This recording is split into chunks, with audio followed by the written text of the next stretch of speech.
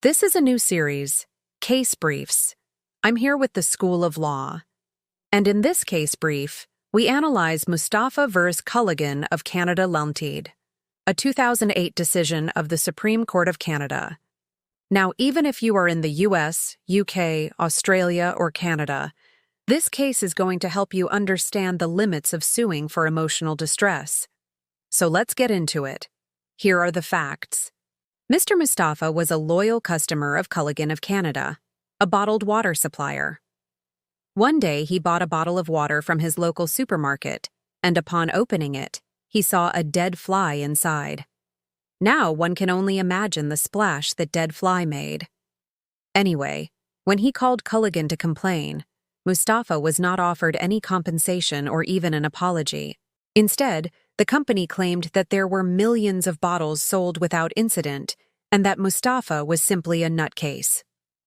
Now, being called a nutcase stung, and when Mustapha tried to take the matter further, he discovered that Culligan had a mandatory arbitration clause in their contract.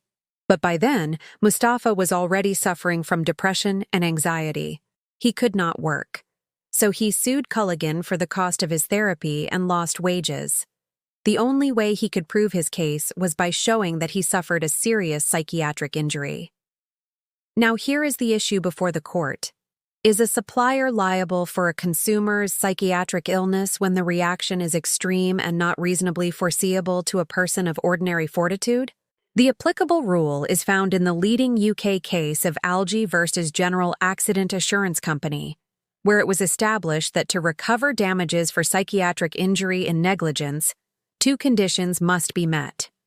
First, the injury must be reasonably foreseeable. The defendant, Culligan, should have known that someone could be injured by finding a fly in their water. Second, the injury must be serious. It is not enough to show that the plaintiff was merely upset, offended, shocked, or even humiliated. The real issue in this case is foreseeability. Would a reasonable person, on finding a fly in their water, develop a diagnosable psychiatric illness?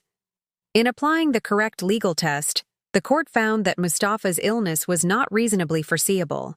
While most people would experience disgust or momentary upset upon finding a fly in their water, not everyone would start having anxiety attacks and require therapy. Therefore, Culligan should not have foreseen Mustapha's extreme reaction. Let's move on to the conclusion. In a unanimous decision, the Supreme Court of Canada ruled in favor of Culligan. While they acknowledged that Mustapha's injury was real, they held that it was not foreseeable.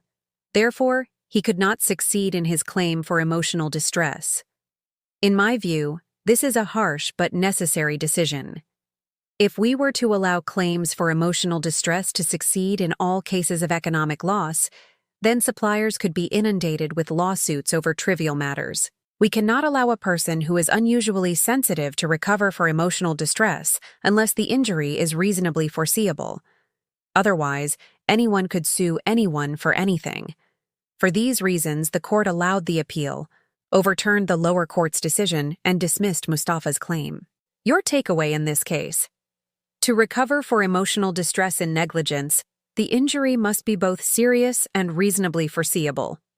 That means that if the injury is not serious enough, such as mere emotional distress, upset, or humiliation, then recovery will be denied.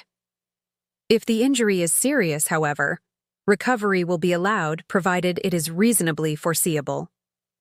This is now a leading tort law precedent in Canada and is also used in the UK, US, and Australia in similar cases involving nervous shock and psychiatric harm.